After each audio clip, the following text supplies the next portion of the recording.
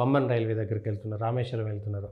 తమిళనాడులో ఏమో అట్టుడుకుతున్నది మోడీకి లేకపోతే బీజేపీకి వ్యతిరేకంగా, నేషనల్ ఎడ్యుకేషన్ పాలసీకి వ్యతిరేకంగా.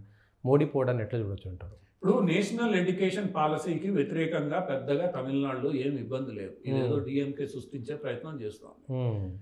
ఈరోజు తమిళనాడులో మీరు చెన్నై ఐటీ సిటీ తీసుకుంటే అక్కడ ఎక్కువ మంది హిందీ మాట్లాడే వాళ్ళు ఉన్నారు. ఈరోజు మీరు ఐటీ సిటీ ఏదైతే ఈస్ట్ కోస్ట్ హైవే మార్గంలో ఉందో, ఎందుకంటే చెన్నై నేను చూసినప్పుడు ఆ రోజుల్లో హిందీ మాట్లాడే వాళ్ళు లేరు, తెలుగు మాట్లాడే వాళ్ళే ఎక్కువ, తమిళ్ హిందీ కన్నా కూడా. అటువంటిది ఈరోజు హిందీ మాట్లాడే వాళ్ళ సంఖ్య బాగా పెరిగింది. ఎవరు అభ్యంతరం పెట్టట్లేదు. ఒకప్పుడు హిందీలో ఎవడైనా మాట్లాడితే వాడిని ఒక శత్రువు, చీడపురుగు లాగా చూసే పరిస్థితుల్లో ఈరోజు లేదు. మల్టీనేషనల్ కంపెనీస్ వచ్చాయి. మల్టీనేషనల్ కంపెనీస్ అక్కడ ఫ్యాక్టరీలు, ఇప్పుడు శాంసంగ్ కావచ్చు, లేదా హాడీ కావచ్చు, లేదా వేరే ఆటోమొబైల్ ఫ్యాక్టరీస్ కావచ్చు, ఇవన్నీ ఫోర్డ్ కావచ్చు, ఇవన్నీ అక్కడ వచ్చాయి. వాళ్ళు కేవలం ఒక భాష మీద ఆధారపడి అక్కడ వ్యవస్థలు నడవవు. వాళ్ళకి కావాల్సిన నిపుణులు ఎక్కడి నుంచైనా తెచ్చుకుంటారు. అవన్నీ సక్సెస్ఫుల్గా విజయవంతంగా నడుస్తున్నాయి అక్కడ. సో ప్రజలలో ఈ భాష మాట్లాడే వాళ్ళ పట్ల వ్యతిరేకత లేదు. అది ఉంటే ఈరోజు స్టాలిన్ ఎంత రెచ్చగొట్టడానికి ప్రయత్నించినా ప్రజలు రోడ్లోకి రాలేదు. డిఎంకే తప్ప మిగతా ఎవరు రాలేదు. ధైర్యంగా మిగతా అన్ని పార్టీలు ఈరోజు మాట్లాడే ప్రయత్నం చేస్తున్నాయి. అందువల్ల ఏంటంటే అది కేవలం ఒక అజెండా ఇష్యూని సృష్టించే ప్రయత్నం తప్ప స్టాలిన్ డిఎంకే చేస్తున్నది. ఎందుకంటే ఈరోజు ద్రవిడ పాలిటిక్స్ కూడా ఒక రకంగా ముగింపు పలుకుతుంది. ద్రవిడ్ పాలిటిక్స్ ఏవైతే పెరియార్ దీని మీద ఆధారపడి చేయబడ్డాయో, నార్త్ వ్యతిరేకత సృష్టించబడిందో, కాంగ్రెస్ వ్యతిరేకత సృష్టించి కాంగ్రెస్ మీద వ్యతిరేకత కాస్త హిందీ మీద వ్యతిరేకత, నార్త్ మీద వ్యతిరేకత. అదేమీ హిందీ ఉత్తర భారతం మీద వ్యతిరేకత కాదు, కాంగ్రెస్ మీద వ్యతిరేకత కోసం ఇవన్నీ సృష్టించబడ్డాయి. మరి అదే కాంగ్రెస్ తో మీరు అటకాగుతున్నారు. ఏ హిందీ ఉద్యమాన్ని తమిళనాడులో కాంగ్రెస్ ప్రభుత్వ నిర్ణయాలకు వ్యతిరేకంగా తీసుకొని వచ్చారో అదే కాంగ్రెస్ తో గత 20 ఏళ్లుగా అంటగాగుతున్నారు. అందువల్ల ఈరోజు వాళ్ళు రాజకీయ ప్రయోజనాల కోసం చేస్తున్నది తమిళ ప్రజలు అంగీకరించే పరిస్థితుల్లో లేరు. ఈరోజు తమిళనాడు నుంచి లక్షలాది కోట్లాది మంది ఉత్తర భారతంలో, అమెరికా వీటి చోట్ల పనిచేస్తున్నారు. ఆ పనిచేస్తున్న వాళ్ళు వాస్తవాలు ఏదో గుర్తుంచుకున్నారు. అందువల్ల ఈ భాష ఏదైతే ఎడ్యుకేషన్ పాలసీలో వాళ్ళకి ఒకటే లోపం, వాళ్ళకి మొత్తం ఎడ్యుకేషన్ పాలసీతో ఇబ్బంది లేదు. మూడో భాష అది కూడా హిందీ. మూడో భాష హిందీ అనేది ఎక్కడ చెప్పలేదు. నువ్వు తెలుగు నేర్పించుకో, నేను వద్దానులే. మలయాళం నేర్పించు, వద్దాను. ఎందుకు నేర్పించవు? నువ్వు కన్నడ నేర్పించుకో. ఇప్పుడు నువ్వు ఉర్దూని యాక్సెప్ట్ చేస్తావు, ఇంగ్లీష్ యాక్సెప్ట్ చేస్తావు, భారతీయ భాషల్లో ఒకదాన్ని యాక్సెప్ట్ చేయడానికి నీకు ఇబ్బంది. పోనీ ఉర్దూనే మూడో భాషగా ప్రకటించు, మూడో భాషగా ఉర్దూ నేర్పించు. ఎంతమంది నేర్చుకుంటారు? నువ్వు కంపల్సరీ చేస్తే ఊరుకుంటారు అక్కడ? అది చేస్తే అక్కడెక్కడ హిందుత్వం బలపడుతోందో అన్న భయం వాళ్ళకి, అందుకని ఉర్దూని చేయలేరు.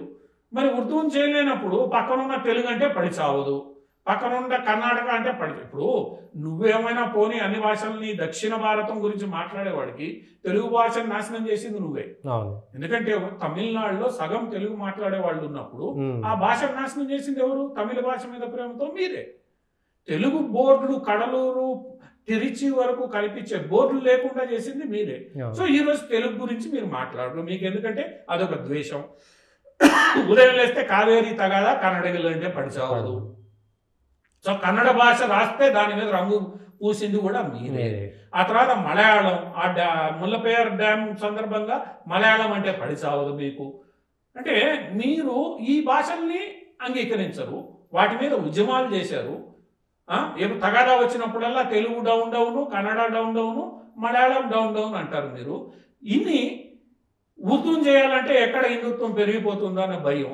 మరి ఇంకా ఏం మిగిలింది ఏంది మీకు? హిందీని యాక్సెప్ట్ చేయండి, గొడవ ఏముంది? హిందీ మేము యాక్సెప్ట్ చేయము, ఎందుకంటే ద్రవిడ సిద్ధాంతానికి ప్రమాదం. మరి ఏం చేయాలి? పరిష్కారం. ఇప్పుడు సమస్య నువ్వు సృష్టించావు, ఆ సమస్యకి పరిష్కారం నువ్వే చూపించు. పరిష్కారం వీళ్ళు ఏమంటారు? అసలు మూడో భాష లేకపోతే మాకు అసలు ఈ సమస్య లేదు కదా, ఎట్లా ఊరుకుంటారు? దేశమంతా ఒకటే కదా. దక్షిణ భారతంలో ఉన్న అన్ని రాజ్యాలు దాన్ని అంగీకరించినప్పుడు నువ్వు ఒక్కడవే అంగీకరించినప్పుడు తప్పు నీ దగ్గర ఏముంది? ఇప్పుడు నువ్వు ఈరోజు నీకు పోనీ ఈ 4 దక్షిణ భాషలు నీకు ఇంట్రెస్ట్ లేదు, హిందీ మీద ఇంట్రెస్ట్ లేదు, పోనీ మరాఠీని తీసుకో, ఒడియాని నేర్పించు. ఒకానొకప్పుడు దేవిలాల్ సమయంలో తెలుగు మూడవ భాషగా హర్యానాలో నేర్పించారు. అవును. ఎన్టీ రామారావు కారణంగా. ఆ పని చేయి నువ్వు. పోనీ నువ్వు మణిపురిని తీసుకో, నీకే గొడవ ఉండదు. మణిపురి నేర్పించు, అస్సామీస్ నేర్పించు, కాశ్మీర్ నేర్పించు, పోనీ కాశ్మీరీ భాషను నేర్పించు, నేర్పించు. ఇబ్బంది ఏంటి నీకు? సో ఇబ్బందులు స్ట్రైట్ గా చెప్పే ధైర్యం లేక, ఉన్న సిద్ధాంతాన్ని ఎక్కడ మనం ఇది చేయాల్సి వస్తుందో చెప్పలేక, దక్షిణ భాషల్ని యాక్సెప్ట్ చేసే ధైర్యం లేక, పోనీ నిజాయితీగా నువ్వు సెక్యులర్ అయి ఉంటే ఉర్దూని మూడో భాషగా ప్రకటించలేక ఈరోజు నువ్వు డ్రామా చేస్తున్నావు. ఆ డ్రామా సక్సెస్ కాలేదు. సక్సెస్ కాలేకపోయేసరికి ఏం చేసావు నువ్వు? భాషోద్యమం నాకు పనికిరాదు, ఎందుకంటే అన్ని వైపుల నుంచి దాడి పెరిగిపోతుంది కాబట్టి నేను డీలిమిటేషన్ తీసుకుంటాను. డీలిమిటేషన్లో ఒక నిజాయితీ కల అంశం ఉంది. జనాభా ప్రాతిపదికన డీలిమిటేషన్ చేస్తే దక్షిణాది రాష్ట్రాలు నష్టపోతాయి. అది ఒక ఆలోచించదగ్గ విషయం, ఎందుకంటే ఇక్కడ స్ట్రిక్ట్గా జనాభా నియంత్రణ జరిగింది. ఇది దక్షిణాది రాష్ట్రాలన్నీ అంగీకరించే అంశం. నువ్వు దాన్ని తీసుకున్నావు. తీసుకున్న తర్వాత దానికి ప్రత్యామ్నాయం చెప్పాలి, ఆల్టర్నేట్ చెప్పాలి, లేకపోతే నీ సమస్య చెప్పి వదిలేయాలి. ఈరోజు నువ్వు సమస్యల్ని మీరు హైలైట్ చేశారు. కేంద్ర ప్రభుత్వం కూడా జనాభా ప్రాతిపదిక మీద జరగదు, ప్రో రోటియా బేసిస్ మీద మేము చేస్తాము, అందరికీ ఆమోదయోగ్యంగా. అది చెప్పినప్పుడు తెలంగాణ ముఖ్యమంత్రి ఇంకొక వాదాన్ని తీసుకొచ్చారు. తెలంగాణ ముఖ్యమంత్రి ఏం చెప్తారు? అసలు డీలిమిటేషన్తో పార్లమెంటు స్థానాలని పక్కన పెట్టడం, ముందు రాష్ట్రాలను చేసేయండి. అసలు డీలిమిటేషనే వద్దని ఒకవైపు తీర్మానం చేసి మళ్ళీ ఇక్కడికి రాగానే రాష్ట్రాన్ని చేయండి అసెంబ్లీలో, పార్లమెంటు చేయొద్దు, రాష్ట్రానికి కావాల్సిన స్థానాలని పెంచండి. ఎట్లా అవుతుంది? ఇదంతా కూడా ఏంటంటే ఎవరి స్వార్థ రాజకీయ ప్రయోజనాలని వాళ్ళు ఆశించి ఆడుతుంటే దక్షిణాదిలో ఏకాభిప్రాయం ఎక్కడి నుంచి వస్తుంది? మీరు సోకాల్డ్ నార్త్ వర్సెస్ సౌత్ అన్నప్పుడు సౌత్లో ఏకాభిప్రాయం ఎక్కడుంది? లేదు. సౌత్లో ఏకాభిప్రాయం లేదు. ఈరోజు ఆంధ్ర తెలంగాణలు డీలిమిటేషన్ కావాలని సగం కోరుకుంటున్నాయి. కర్ణాటకలో ఒక రకమైన పద్ధతి ఉంది, కేరళ ఒక రకం. ఈరోజు కేరళలో వక్ఫ్ బోర్డు మీద అక్కడ క్రిస్టియన్లంతా ఆమోదం తెలిపారు. ఆఖరికి లెఫ్ట్ గవర్నమెంట్ ఒక రకంగా ఆమోదం తెలిపే పరిస్థితిలోకి వచ్చింది. ఎందుకంటే అక్కడ వక్ఫ్ చేస్తున్న అరాచకాలు ఏవైతే ఉన్నాయో, హైకోర్టులు చేతుల్లో నుంచి పడుతున్న తిట్లు ఈరోజు లెఫ్ట్ గవర్నమెంట్ మీద. ఒక్కసారిగా వక్ఫ్ ఒక 5,000 ఇళ్లున్న భూమి నాదని చెప్పింది. వాళ్ళు 50-60 ఏళ్ళుగా అక్కడ ఉన్నారు. అంతా క్రిస్టియన్ సముదాయం, ఏం చేయాలనో తెలియదు. ఎక్కువ మాట్లాడితే క్రిస్టియన్లకు వ్యతిరేకంగా రాష్ట్రం మొత్తం వక్ఫ్ అంటారు వాళ్ళు. సో ఇవన్నీ ఉన్నప్పుడు ఎవడో ఒకడు పరిష్కరిస్తున్నాడు కదా అని నోరు మూసుకొనన్నా ఉండాలి, లేదంటే అందరికీ ఆమోదయోగ్యంగా అన్నా మాట్లాడాలి. అవి ఏమీ చేయకుండా ఈరోజు ప్రకాష్ గరత్ గారు ఇంకో స్టేట్మెంట్ ఇచ్చారు తమిళనాడు రాజకీయాలు. ఎందుకంటే రేపు తమిళనాడులో వాళ్ళ ఆల్ ఇండియా కౌన్సిల్ సమావేశాలు ఉన్నాయి. ఆ సమావేశాల సందర్భంగా ఆయన ఏమంటాడు? తమిళనాడులో కూటమి రాజకీయాల్లో పడిపోయి మన ఐడెంటిటీని మనం కోల్పోకూడదు అని ఆయన అంటాడు. మంచిది. అంటే దాని అర్థమైంది, మనం ఉండాలి, డిఎంకే చెప్పింది మనం వినకూడదు. అంటే నీ మూడో భాష సిద్ధాంతాన్ని నువ్వు అంగీకరిస్తావా? అంతే, అంగీకరించాల్సింది. నువ్వు మిగతా అన్ని చోట్ల బెంగాల్లో అంగీకరించావు, కేరళలో అంగీకరించావు, అన్ని చోట్ల అంగీకరించినప్పుడు ఇక్కడ అంగీకరిస్తావా? అంటే ఇక్కడ కాంట్రడిక్షన్స్ ఎక్కువగా ఉన్నాయి. ఎవడి ప్రయోజనాలు వాడు కాపాడుకునే ప్రయత్నం చేస్తున్నప్పుడు, ఈ దక్షిణాదిలో ఐక్యత లేనప్పుడు, ఐక్యత అంత సులభంగా రాని పరిస్థితుల్లో ఉన్నప్పుడు, అందరూ ఒక ఇది వెళ్ళినప్పుడు డిఎంకే ఏదైతే చేస్తుందో స్పష్టంగా ప్రపంచానికి తెలిసిపోతుంది. వాళ్ళు కేవలం రెచ్చగొట్టే ప్రయత్నం, స్పష్టంగా భాష కలిసి ఉంచలేదని ఆంధ్ర తెలంగాణ ఉద్యమాలే తెలిసిపోయింది.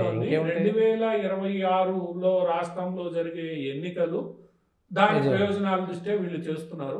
ఈరోజు నరేంద్ర మోడీ నేను చెప్పినట్లు రామేశ్వరం వెళ్తున్నాడు. రామేశ్వరంతో రాబోయే సంవత్సరంలో నరేంద్ర మోడీ ఎక్కువసార్లు తమిళనాడు వెళ్తాడు. ఎందుకంటే ఆయన కూడా ఒక పార్టీకి నాయకుడు, ఆయన ప్రభుత్వాన్ని నడుపుతున్నాడు. ఆయన చేసే ప్రతి పని కేసీఆర్ ఒక సందర్భంలో చెప్పినప్పుడు, నేను ఇప్పుడు ఉద్యమ పార్టీ కాదు, రాజకీయ పార్టీ, నా నిర్ణయాలు రాజకీయాలు. భారతీయ జనతా పార్టీ కూడా రాజకీయ పార్టీ. ఒక సీటు గెలవాలని భారతీయ జనతా పార్టీకి కూడా ఉంటుంది, నేను పోటీ చేయాలని ఉంటుంది. ఏం ఉండకూడదా? భారతీయ జనతా పార్టీ రాజకీయ పార్టీ కాదా? ప్రధానమంత్రి వెళ్ళకూడదా?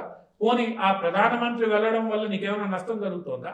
నీకు ప్రాజెక్టులు వస్తున్నాయి, ఇనాగరేట్ చేస్తున్నాడు, రాష్ట్రానికి ప్రయోజనాలే చేకూరుస్తున్నాడు, నువ్వు కూడా చెయ్యి.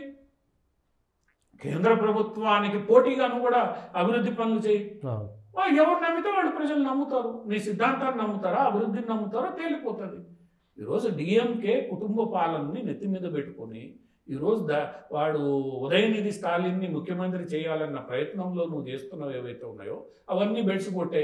ఉదయనిధి స్టాలిన్ ముందు దేవాలయాల గురించి మాట్లాడాడు, హిందూ పూజల గురించి. ఆమె ఆయన తల్లి భార్య ఇద్దరు దేవాలయాల్లో పూజలు చేస్తారు, బహిరంగంగా ఫోటోలు పెట్టారు ఆ సందర్భంగా వాళ్ళు. అంటే వాళ్ళు ఏం సందేశం ఇచ్చారు నీకు? అరే కొడకా నువ్వు మాట్లాడుతున్నది తప్పు, మేము దేవాలయాలకు వెళ్తున్నామని చెప్పారు కదా. చెప్పారు లేదు, గమ్మున ఉండొచ్చుగా, ఫోటోలు పెట్టకుండా తల్లి కానీ భార్య కానీ ఫోటోలు పెట్టకుండా కొడుక్కి మద్దతుగా మౌనంగా ఉండొచ్చుగా. ఉండాలి. వాళ్ళ పద్ధతిని స్పష్టంగా ప్రకటించారు. అది బెడిసి కొట్టింది.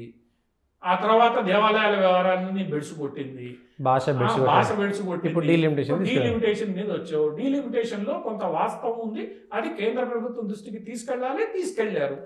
నిర్ణయం కేంద్ర ప్రభుత్వం తీసుకుంటుంది. తప్పుడుగా తీసుకుంటే ఆ రోజు నువ్వు ఉద్యమం చేయాలి, ఆ రోజు నీకు మద్దతు వస్తుంది. ఈరోజు ఒక ఇష్యూని లేవనెత్తడంలో తప్పు లేదు, అందులో వాస్తవం ఉంటే కేంద్రం కూడా పరిగణలోకి తీసుకుంటుంది. సో డిఎంకే చేస్తున్న రాజకీయాలని దక్షిణాది ప్రజలే అంగీకరించే పరిస్థితుల్లో లేరు. ఇక కేంద్ర ప్రభుత్వం మీద వాళ్ళు తెచ్చే ఒత్తిడి ఎలా ఉంటుంది? రేపు ఈరోజు డిఎంకే చేస్తున్న ఈ ప్రయత్నాలే రేపు డిఎంకేని ఓడగొట్టే దిశగా తీసుకెళ్తాయి. ఎందుకంటే ఆల్రెడీ ఏఐడిఎంకే బీజేపీ కలిసి పోటీ చేయబోతున్నాయి. పోటీ చేస్తే ఖచ్చితంగా పార్లమెంట్ ఫలితాలను కానీ తీసుకుంటే ఈ రెండింటికి వచ్చిన ఓట్ల శాతం ఎక్కువ. సో అక్కడ డిఎంకే ఓడిపోబోతుంది. ఇంకా చిన్న చిన్న పార్టీలను కూడా కలిసే అవకాశం కలుస్తాయి. పిఎంకే కలవచ్చు, ఇంకోటి కలవచ్చు. ఇవన్నీ కలిస్తే ఓడిపోతుంది. ఓడిపోతే సహనం కోల్పోతున్నారు. దానికి తోడు ఆ లిక్కర్ కుంభకోణం ఒకటి మెడకి చుట్టుకునే ప్రయత్నం జరుగుతోంది. దాని మీద ఏం చేయాలనో అర్థం కావట్లేదు. ఇవన్నీ కలగలిపి ఏదో చేసి ప్రజల్లో అలజడి సృష్టిస్తే నేను బయటపడిపోతా. ఆఖరికి సుప్రీంకోర్టు ఆయన ఒక మంత్రిని ఈడీ కేసులో అరెస్ట్ చేసిన తర్వాత బెయిల్ మీద రాగానే ఆయన్ని ఇన్స్టాల్ చేశారు. దాన్ని కూడా సుప్రీంకోర్టు గట్టిగా సెంథిల్ బాలాజీ వ్యవహారం అవినీతిలో కూరుకుపోయి ఉంది. ఇవన్నీ ఏం చేయాలో అర్థం కాక పాపం డిఎంకే నాయకులు ఇష్టానుసారం చేస్తున్నారు. ఇంకో సంవత్సరం రోజులు ఈ పొలిటికల్ డ్రామా ఉంటుంది. తమిళనాడు ప్రజలు ఏ రోజు కూడా అధికార పార్టీకి రెండవసారి అధికారంలో ఇవ్వలే. కేవలం 2 ఎక్సెప్షన్లే. ఒకసారి ఎంజీఆర్కి, ఒకసారి జయలలితకి. అంటే రెండోసారి గెలిచిన సత్తా కేవలం ఏఐడిఎంకేకే ఉంది. డిఎంకే ఏ రోజు గెలవాలా అది రేపు స్పష్టం అయిపోతుంది.